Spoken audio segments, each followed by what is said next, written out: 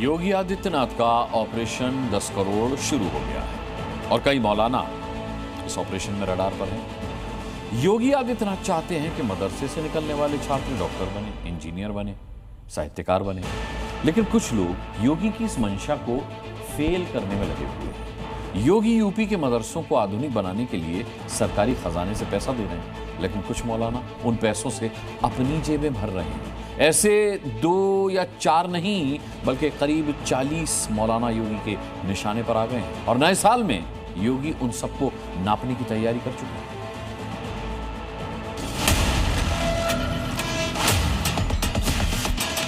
कठमुल्लापन की संस्कृति नहीं चलेगी।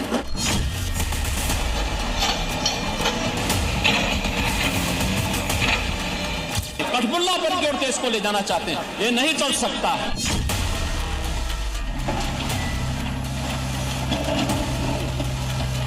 कहते नहीं उर्दू पढ़ाओ इसको, यानी उसको मौलवी बनाना चाहते हैं।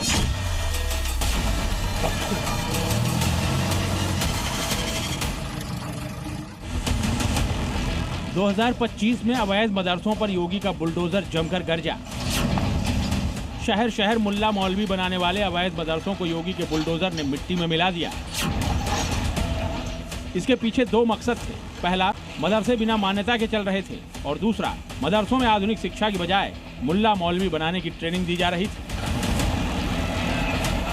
योगी राज में मुल्ला मौलवी बनाने वाला खेल नहीं चलेगा। ये बात कई बार योगी आदित्यनाथ सार्वजनिक रूप से कह चुके हैं और इसीलिए योगी आदित्यनाथ यूपी के हर मदरसे को आधुनिक और मॉडर्न बनाना चाहते हैं। अच्छा साहित्यकार, अच्छा वैज्ञानिक, अच्छा गणितज्ञ, अच्छा चिकित्सक, अच्छा इंजीनियर बनने के लिए आधुनिक शिक्षा भी लेनी पड़ेगी।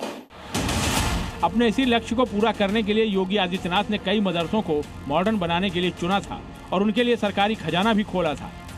लेकिन कुछ मौलानाओं ने मिलकर सरकारी खजाने के करोड़ों रुपए डकारने की जुर्रत कर दी और वो भी पूरे 10 करोड़ रुपए।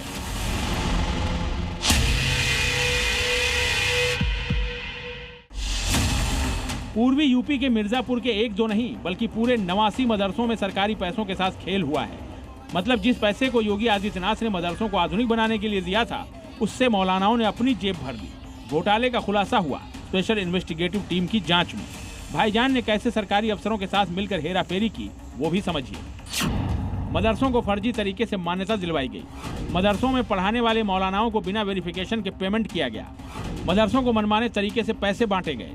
जिन मदरसों के लिए बजट नहीं मंजूर किया गया था, उन्हें भी पैसा बांट दिया गया। मदरसों के नाम पर गैर मुस्लिमों को भी लाभ दे दिया गया। ये पूरा घोटाला 10 करोड़ रुपए का है। मदरसों की लूटखोरी की शिकायत करने वाले भी भाईजान ही हैं। 13 से 14 ऐसे मदरसे पाए गए जो केवल अभिलेखों में थे, पेपर पे थे, ग्राउंड पे नहीं थे। तो अवैध मदरसों के संबंध में जो इसमें नियुक्त शिक्षक थे, उनका भी जो है कुछ ऐसे आधुनिक शिक्षक के नाम पर उनको भी जो है धन का भुगतान हो रहा था। तो इस प्रकार से अवैध मदरसों का एक सिंडिकेट, गलत तरीके से काम करने का जो है एक सिंडिकेट का एक पर्दाफाश हुआ। योगी सरकार के भेजे हुए पैसों में गोलमाल करेंगे और योगी एक्शन नहीं लेंगे, भला ऐसे कैसे मुमकिन है? घोटाले की परत खुली तो मिर्जापुर के कई मदरसा चलाने वाले रडार पर आ गए। जांच में खुलासा हुआ है कि 42 मदरसा प्रबंधक घोटाले के दोषी हैं। इनके अलावा 3 जिला अल्पसंख्यक कल्याण अधिकारी, 2 अल्पसंख्यक अधिकारी, 2 क्लर्क और 1 कंप्यूटर ऑपरेटर भी घोटाले में शामिल हैं। इन सभी घोटालेबाजों की जगह क्या होगी, योगी आदित्यनाथ ने बता दिया है। सबको मालूम है जो घोटाला करेगा जेल उसका इंतजार कर रहा है। योगी आदित्यनाथ ने जो कह दिया मतलब वो होकर रहेगा।